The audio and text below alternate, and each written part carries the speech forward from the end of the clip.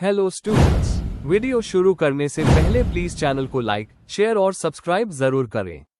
एक important information, अगर आपको इस वीडियो के नोट्स चाहिए तो डिस्क्रिप्शन बॉक्स में दिया गया डाउनलोड लिंक चेक करें। Thank you. चलिए शुरू करते हैं। इस वीडियो में हम पढ़ेंगे MLI 102 management of library and information centres के प्रीवियस ईयर क्वेश्चन और most important questions with answers. यह क्वेश्चंस आपके एग्जाम के लिए बहुत इंपॉर्टेंट है। अगर आपने ये अच्छे से कर लिए तो एग्जाम निकलना पक्का है। Let's begin. Question 1, describe major forms of formal organisation structure. Discuss the features of a good organisation structure. Question explanation. इस क्वेश्चन में हमें अलग अलग तरह के फॉर्मल ऑर्गेनाइजेशन स्ट्रक्चर्स के बारे में लिखना है, जैसे लाइन, फंक्शनल और मैट्रिक्स स्ट्रक्चर। साथ ही हमें यह भी बताना है कि एक अच्छी ऑर्गेनाइजेशन स्ट्रक्चर के क्या क्या फीचर्स होने चाहिए ताकि ऑर्गेनाइजेशन एफिशिएंटली काम करे। आंसर। इंट्रोडक्शन। ऑर्गेनाइजेशन स्ट्रक्चर एक ऐसी फ्रेमवर्क होती है जिसमें बताया जाता है कि ऑर्गेनाइजेशन के अंदर काम, रिस्पॉन्सिबिलिटी और अथॉरिटी कैसे डिस्ट्रीब्यूट की जाएगी। ये बताता है कि कौन किसके अंडर काम करेगा और रिपोर्टिंग किस तरह से होगी। फॉर्मल ऑर्गेनाइजेशन स्ट्रक्चर क्लैरिटी और डिसिप्लिन मेंटेन करता है। थिंकर्स जैसे हेनरी फायोल और मैक्स वेबर ने इसके प्रिंसिपल्स पर काफी काम किया था। Main body. 1. Major forms of formal organisation structure. A. Line organisation structure. ये सबसे पुराना और सिंपल फॉर्म है। अथॉरिटी टॉप से बॉटम तक एक स्ट्रेट लाइन में फ्लो करती है। कम्युनिकेशन डायरेक्ट और क्लियर होता है।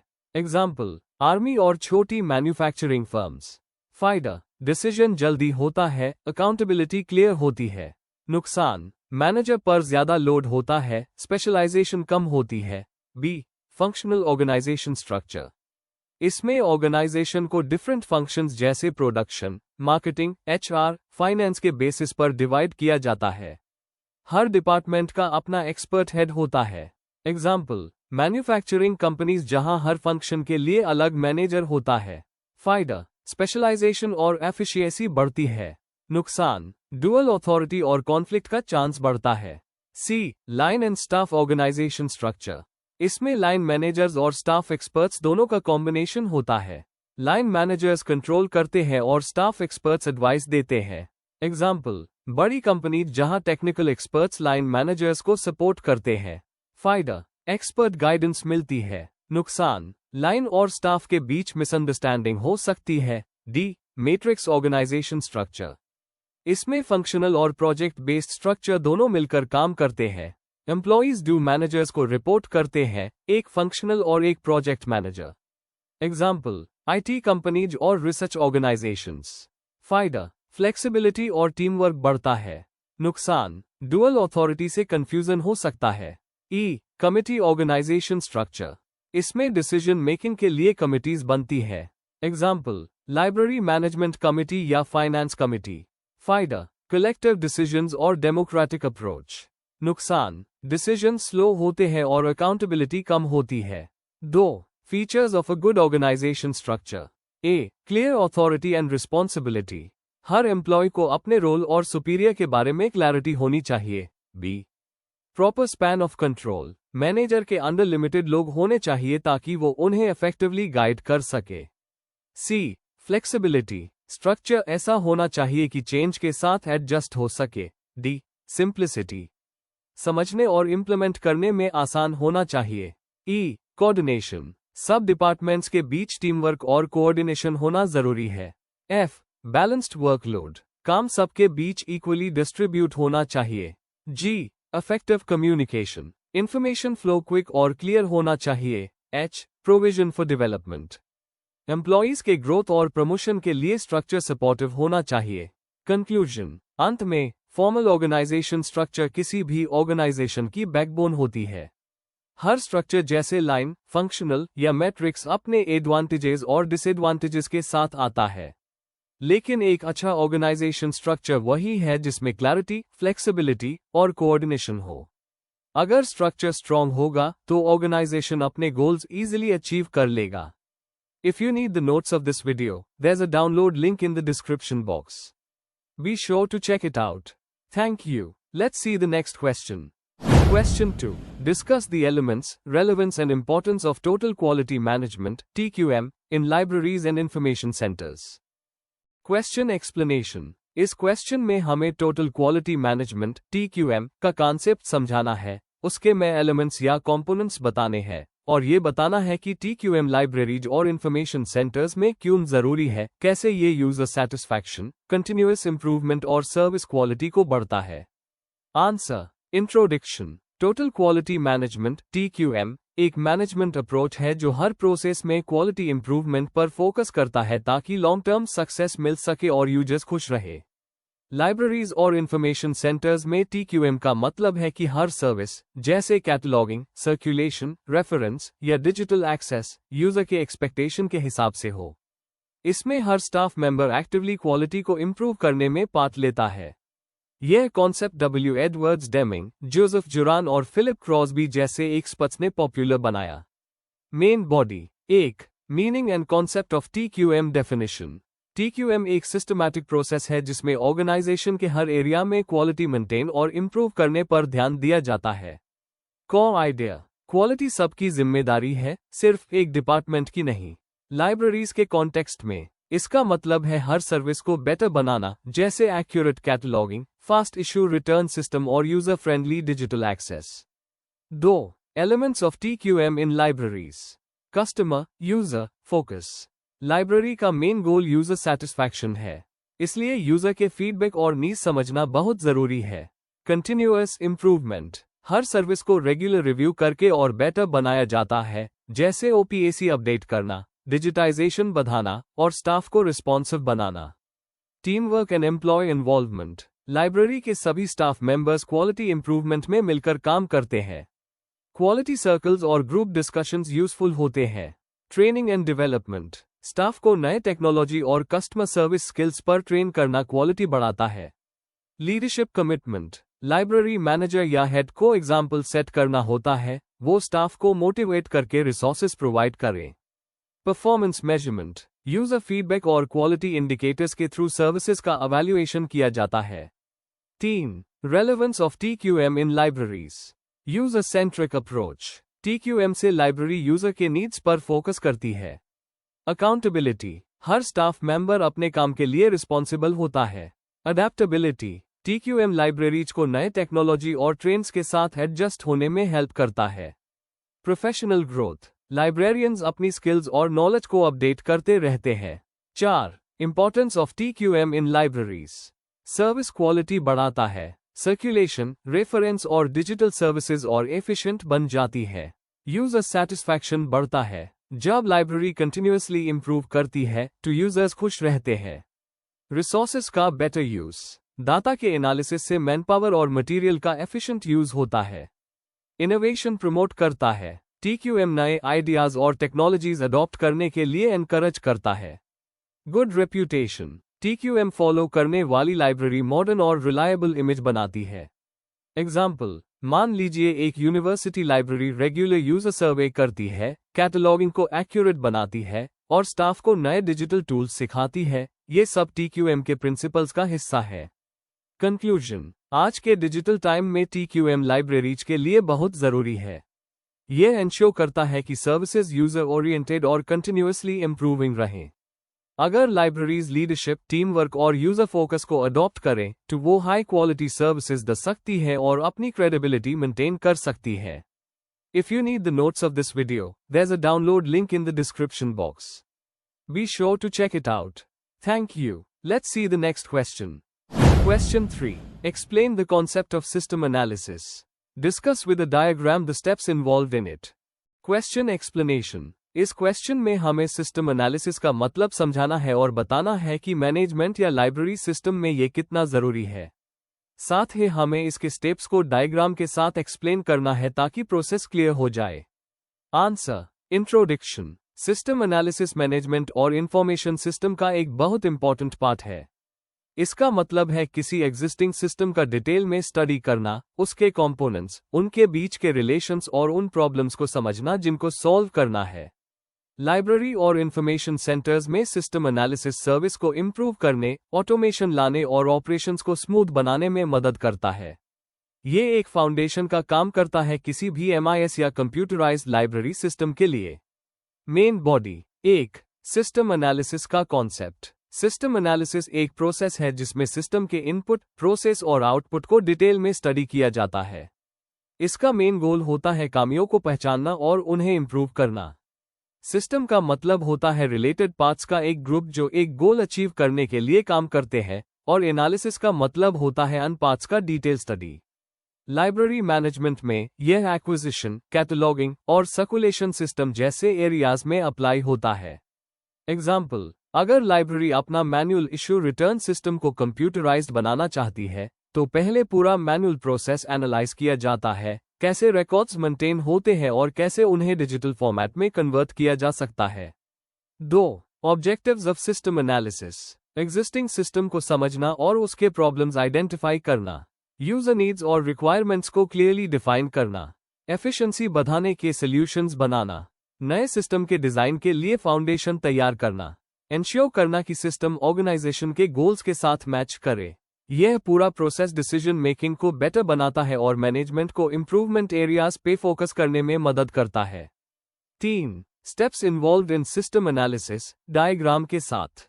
Diagrammatic flow, problem identification, feasibility study, system study, system design, implementation, evaluation and maintenance. A. Problem identification. सबसे पहले स्टेप में प्रॉब्लम को पहचाना जाता है। यूजर के कंप्लेंट्स और सिस्टम के वीक पॉइंट्स समझे जाते हैं। B. Feasibility study. इस स्टेप में ये देखा जाता है कि प्रपोज सोल्यूशन टेक्निकली और फाइनेंशियली पॉसिबल है या नहीं। टेक्निकल, इकोनॉमिक और ऑपरेशनल फीजिबिलिटी चेक की जाती है। C. System study, investigation. Analyst current system का ऑब्जर्वेशन और इंटरव्यू के जरिए डेटा कलेक्ट करता है। इनपुट, प्रोसेस और आउटपुट के बारे में डिटेल समझा जाता है। D. System design. एनालिसिस के बाद नया सिस्टम डिजाइन किया जाता है। इसमें डेटा फ्लो डायग्राम्स, वर्कफ्लो और हार्डवेयर, सॉफ्टवेयर स्पेसिफिकेशंस तैयार किए जाते हैं। A. इम्प्लीमेंटेशन। नए सिस्टम को प्रैक्टिकल यूज में लाया जाता है। यूजर्स को ट्रेनिंग दी जाती है और पुराने डाटा को नए सिस्टम में ट्रांसफर किया जाता है। F. evaluation and maintenance. Implementation के बाद सिस्टम के परफॉर्मेंस को evaluate किया जाता है। जरूरत के हिसाब से अपडेट्स और चेंजेस किए जाते हैं। 4. Importance of system analysis in library and information centres. Better decision making. Library management के लिए डाटा बेस्ड डिसीजन लेने में हेल्प करता है। Automation support. लाइब्रेरी ऑटोमेशन के लिए बेस प्रोवाइड करता है। Improved user service. यूजर के नीड समझने और उन्हें मीट करने में मदद करता है। Resource utilisation. टाइम और रिसोर्सेस का बेटर यूज होता है। Error reduction. प्रोसेस में बॉटलनेक्स डॉ करता है और काम को स्मूथ बनाता है। एग्जाम्पल, जब OPAC online public access catalogue design किया जाता है, तो सिस्टम एनालिसिस इंश्योर करता है कि यूजर सर्च और डाटा एक्सेस स्मूथ और फास्ट हो। कंक्लूजन। सिस्टम एनालिसिस एक सिस्टमैटिक अप्रोच है जो किसी भी इंफॉर्मेशन सिस्टम के डिजाइन और मैनेजमेंट का बेस बनाता है। ये लाइब्रेरीज और ऑर्गेनाइजेशंस को अपने सिस्टम्स को बेहतर बनाने, नए सॉल्यूशंस अप्लाई करने और यूजर फ्रेंडली टेक्नोलॉजी यूज करने में हेल्प करता है। अगर इसके स्टेप्स को सही तरीके से फॉलो किया जाए, तो सिस्टम हमेशा इफेक्टिव और फ्यूचर रेडी बन जाता है। If you need the notes of this video, there's a download link in the description box. Be sure to check it out. Thank you. Let's see the next question. Question 4. What is MIS? Discuss its application as a monitoring and controlling technique in library and information center. Question explanation. इस question में हमें management information system MIS का meaning समझाना है और ये बताना है कि लाइब्रेरीज और इंफॉर्मेशन सेंटर्स में मॉनिटरिंग और कंट्रोलिंग के लिए इसका उस कैसे होता है। मतलब हमें MIS की डेफिनेशन, कंपोनेंट्स और उसके प्रैक्टिकल यूज बताने हैं। Answer. Introduction. Management information system यानी MIS एक ऐसा ऑर्गेनाइज्ड सिस्टम है जो डाटा को कलेक्ट, प्रोसेस और स्टोर करता है ताकि मैनेजमेंट को सही और टाइम पर इंफॉर्मेशन मिल सके। ये ह्यूमन और कंप्यूटर सिस्टम दोनों का कॉम्बिनेशन होता है। लाइब्रेरी के कॉन्टेक्स्ट में MIS लाइब्रेरी के डेली ऑपरेशंस को मॉनिटर और कंट्रोल करने में मदद करता है, जिससे डिसीजन मेकिंग और प्लानिंग बेहतर होती है। Main body. 1. Meaning and components of MIS meaning. MIS का मतलब है मैनेजमेंट के लिए रेलेवेंट और एक्यूरेट इंफॉर्मेशन प्रोवाइड करना ताकि डिसीजन साइंटिफिक और इफेक्टिव तरीके से लिए जा सके। कंपोनेंट्स, हार्डवेयर, कंप्यूटर, सर्वर्स और डिवाइसेस। सॉफ्टवेयर, लाइब्रेरी सॉफ्टवेयर जैसे कोर, लिब्सिस। डेटाबेस, मेंबर्स, बुक्स और ट्रांजैक्शंस के रिकॉर्ड्स। प्रोसीजर्स, डेटा कलेक्ट और प्रोसेस करने के methods. People, librarians, IT staff और एडमिनिस्ट्रेटर्स। ये सब कंपोनेंट्स मिलकर लाइब्रेरी में एक सिस्टमैटिक इंफॉर्मेशन फ्लो बनाते हैं। 2. Objectives of MIS in libraries. Management को टाइमली इंफॉर्मेशन प्रोवाइड करना ताकि डिसीजंस आसान हो। लाइब्रेरी के ऑपरेशंस जैसे एक्विजिशन, सर्कुलेशन और यूजर सर्विसेज को मॉनिटर करना। परफॉर्मेंस एवेल्युएट करना और इंप्रूवमेंट के एरियाज आइडेंटिफाई करना। ड्यूप्लिकेशन और एरर्स को कम करना। यूजर सेटिस्फैक्शन और सर्विस क्वालिटी को बढ़ाना। 3. Application of MIS as a monitoring tool. MIS library के सारे काम रियल टाइम में मॉनिटर करता है। एग्जाम्पल, सर्कुलेशन में MIS बताता है कितनी बुक्स इशू हुई, कितनी ओवरड्यू है और कितना फाइन कलेक्ट हुआ। एक्विजिशन, MIS नई बुक्स की परचेस और पेंडिंग ऑर्डर्स ट्रैक करता है। बजट, एक्सपेंडिचर और बैलेंस पर कंट्रोल रखता है। User statistics, MIS user visits और सर्चेस रिकॉर्ड करता है ताकि बिहेवियर समझा जा सके। इससे लाइब्रेरियन को हर एक्टिविटी का क्लियर ओवरव्यू मिलता है और परफॉर्मेंस मॉनिटर करना इजी हो जाता है। 4. Application of MIS as a controlling technique. Control का मतलब है प्लान के हिसाब से काम हो रहा है या नहीं, यह चेक करना। MIS ये काम रिपोर्ट्स और कंपैरिजंस के जरिए करता है। परफॉर्मेंस कंट्रोल, स्टाफ प्रोडक्टिविटी और कलेक्शन ग्रोथ का एनालिसिस। फाइनेंशियल कंट्रोल, बजट का सही यूज और एक्सपेंडिचर डिविएशंस का पता लगाना। क्वालिटी कंट्रोल, सर्विसेज की क्वालिटी और एक्यूरेसी चेक करना। डिसीजन सपोर्ट, डाटा और ट्रेंड्स के बेसिस पर बेटर डिसीजन लेना। इस तरह MIS लाइब्रेरी के मैनेजमेंट को कंट्रोल्ड और एफिशिएंट बनाता है। 5. Advantages of MIS in library and information centres. काम में एफिशिएंसी और एक्यूरेसी बढ़ जाती है। डिसीजन मेकिंग फास्ट और डाटा बेस्ड होती है। स्टाफ के बीच कम्युनिकेशन और कोऑर्डिनेशन इंप्रूव होता है। रिपोर्ट्स और एनालिसिस मिलते हैं जिससे परफॉर्मेंस चेक होती है। स्ट्रैटेजिक प्लानिंग और सर्विसेज को एनहांस करने में मदद मिलती है। आजकल digital libraries MIS based systems का यूज कर रही हैं जिससे रिसोर्सेस और यूजर्स को इजीली मैनेज किया जा सकता है। कंक्लूजन, अंत में कह सकते हैं कि MIS लाइब्रेरीज और इंफॉर्मेशन सेंटर्स के लिए एक बैकबोन जैसा सिस्टम है। ये मॉनिटरिंग और कंट्रोलिंग दोनों में मदद करता है। इससे मैनेजमेंट को एक्यूरेट डेटा मिलता है जिससे डिसीजंस फास्ट और इफेक्टिव होते हैं और लाइब्रेरी की सर्विसेज और क्वालिटी दोनों इंप्रूव होती है। If you need the notes of this video, there is a download link in the. Question 5. Explain the relevance of human factor in management. Discuss the content theories of motivation in this context. Question explanation. इस question में हमें यह समझाना है कि management में human factor यानी लोगों की क्या इंपॉर्टेंस है। साथ ही हमें मोटिवेशन के कंटेंट थियरीज जैसे मैस्लो, हर्ट्जबर्ग और मैक्लेलैंड के थियरीज एक्सप्लेन करने हैं जो बताते हैं कि लोग काम करने के लिए किस चीज से मोटिवेट होते हैं।